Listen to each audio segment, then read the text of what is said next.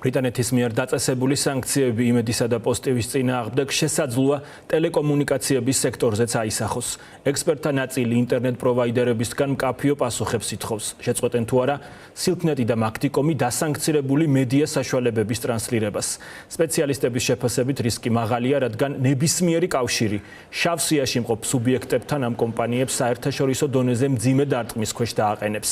ინტერნეტ პროვაიდერები ამ დრომდე დუმილის რეჟიმში არიან, ფორმულა მათ განმარტებას ამ დრომდე ელოდება.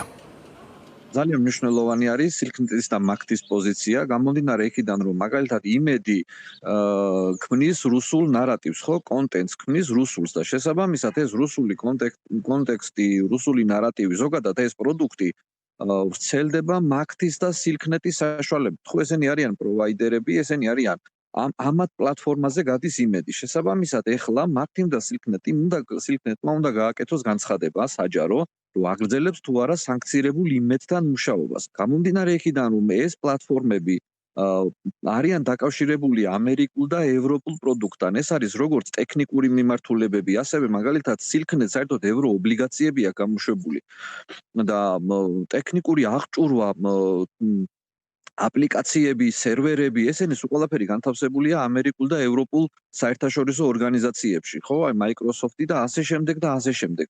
შესაბამისად, სანქცირებულ კომპანიასთან თანამშრომლობის შემდეგ სილქნეტსაც და მაგთისაც შეეზღუდებათ ეს სერვისები.